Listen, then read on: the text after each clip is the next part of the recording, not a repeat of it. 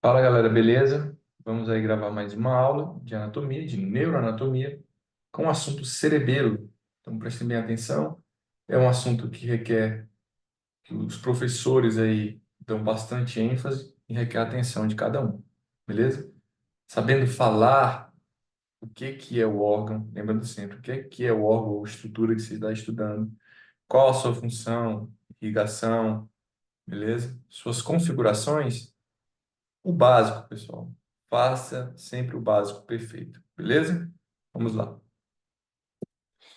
O que é o cerebelo? Sempre iniciando com as perguntas. O que é para você o cerebelo? Vamos lá. Ele é uma estrutura oval que forma parte do encéfalo. Se o professor chegasse a perguntar, e ele forma parte do encéfalo com que outras estruturas? Nós temos aqui o cérebro e também temos o tronco encefálico, logo aqui posterior ao cerebelo. Ele está situado na fossa cranial posterior, beleza? E está coberto aí pela tenda del cerebelo. Ele ocupa uma posição posterior ao quarto aqui ventrículo, beleza? E também a protuberância, ou ponte, e ao bulbo raquídeo. Muito importante isso. E qual a sua função? Nós temos aí, ele é responsável por manter o equilíbrio e os movimentos oculares, pela informação relacionada à visão, também controla o tono muscular e a postura e coordena os movimentos de aprendizagem motora, beleza? Então, sabendo o que é o órgão, onde ele está localizado e a sua função, vocês estão garantidos nas provas orais, beleza? Vamos lá. Quais são as características da configuração externa do cerebelo? Quais são as características da configuração externa? Nós temos consiste em dois hemisférios cerebelosos unidos aí por um vértice, ou seja, essa proeminência aqui, certo? Na linha média, importantíssimo, porque tem estruturas aí importantes nela. Está aí conectada, certo? A cara posterior do tronco cefálico, está conectado aí a cara posterior do tronco cefálico, por meio dos pedúnculos cerebelosos. E aqui nós podemos ver o pedúnculo superior, médio e inferior. Superiormente, nós temos conexão com o mesencéfalo. Medialmente, nós temos com a protuberância e inferior com o bulbo raquídeo. O cerebelo se divide em três lobos principais. Nós temos o primeiro lobo, que é o lobo anterior. Pode ver aí sobre a superfície superior do cerebelo, como vocês podem ver na imagem. Temos aí que ele está separado do lobo médio pela fissura primária, como nós podemos ver aqui. Fissura muito importante. Posterior, ou médio, nós temos aí que é a porção posterior ou média, a porção maior, beleza? A porção maior do cerebelo. Se ubica aí entre as fissuras primárias, nós temos aí entre a fissura primária e a fissura posterolateral, beleza? Posterolateral. Fissura primária vai até posterior aqui, posterolateralmente.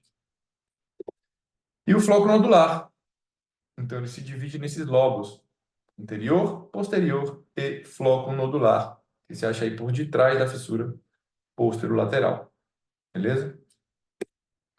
Aí, três fissuras principais, nós acabamos de falar. Nós temos a fissura primária, que separa o lóbulo anterior do lóbulo posterior. Temos a fissura posterolateral, que separa o lóbulo posterior do lóbulo floco-nodular. E temos a fissura aí horizontal, que separa a cara superior da cara inferior do cerebelo. As estruturas do vermes, muito importante. Começamos aí pela língula. Essa estrutura do vermes, ela não faz relação nenhuma com ambos os hemisférios. Já o lobo lixo central, ele faz aí relação com a ala do lobo lixo central.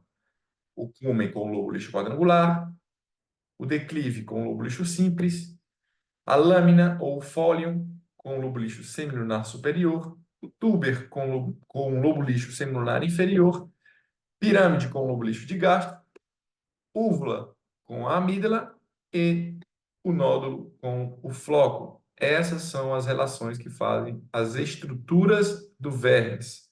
Beleza? Como está conformada a configuração interna? Nós falamos da externa. beleza? Agora nós vamos falar da configuração interna do cerebelo. Ele está dividido aí em uma corteza cerebelosa de substância gris, que é externa, e uma substância branca, que é interna. Qual a estrutura da corteza cerebelosa? Nós temos, ela está dividida em três capas, uma molecular ou externa, a capa de Purkinje ou média, e uma granulosa ou interna. Nós temos aí capa molecular, que contém dois tipos de neurônios, as células estrechadas externas e as células em cesta. Beleza? Nós podemos ver ela aqui. Beleza? Também temos a capa de Purkinje, ou média, que aí ela já tem as células com seu próprio nome. Né? As células de Purkinje são grandes neurônios de Golgi do tipo 1.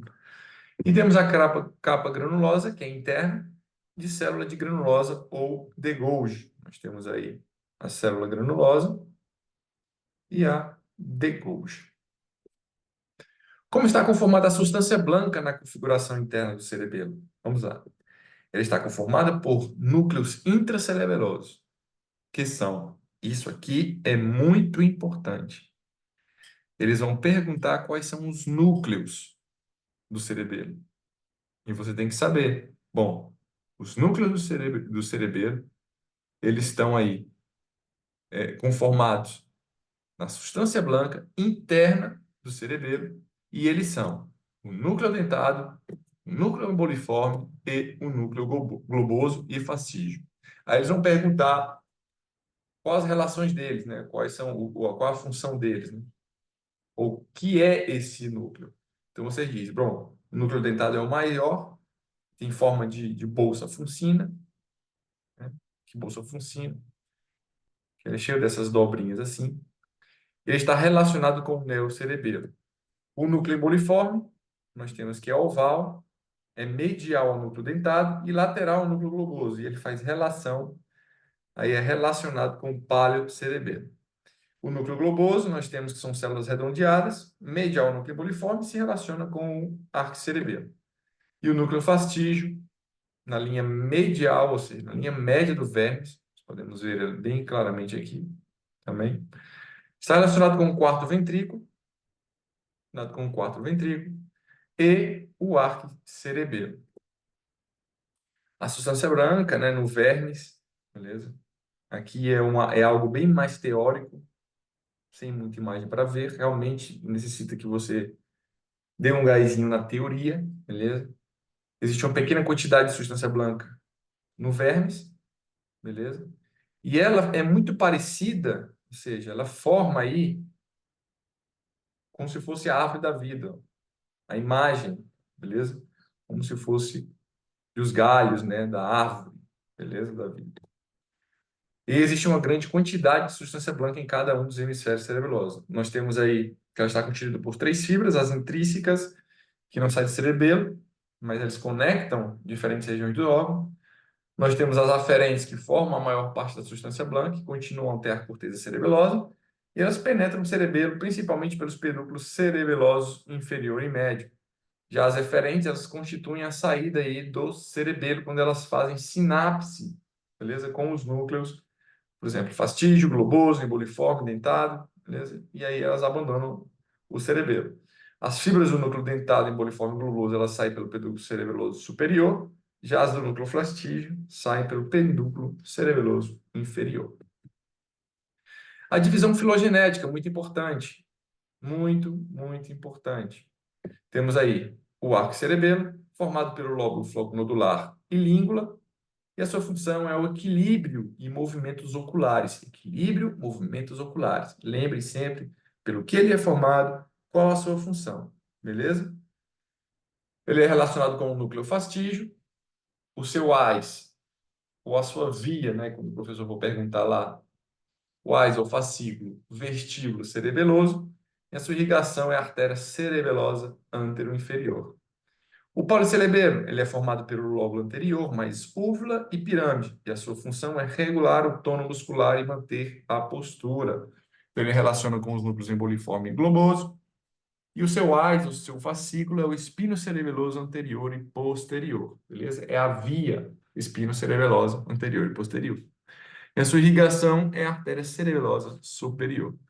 Já o neocerebelo, que é formado pelo lobo posterior, o medial, nós temos aí, é formado pelo lobo posterior menos a úvula e a pirâmide, certo? Que está aí formando o paliocerebelo. A sua função é o planejamento motor e a coordenação dos movimentos finos e aprendidos. Relaciona aí com o núcleo dentado e o seu fascículo ou AIS é o córtico ponto cerebeloso. E a sua irrigação é pela artéria cerebelosa posterior inferior. Qual a irrigação do cerebelo? Vamos lá. O cerebelo está irrigado por três artérias, que são a artéria cerebelosa superior, que é rama da artéria basilar, que nós podemos ver aqui, beleza? A artéria basilar é formada aí pela união das artérias vertebrais e forma a artéria basilar. A artéria cerebelosa superior é rama da artéria basilar e vai irrigar a superfície anterior ou anterosuperior aí do cerebelo, beleza? E irriga o palio cerebelo. Nós temos também a artéria cerebelosa antero-inferior, também é rama da artéria basilar e vai irrigar as partes antero-inferior do cerebelo. E temos aí, irriga também o arco cerebelo.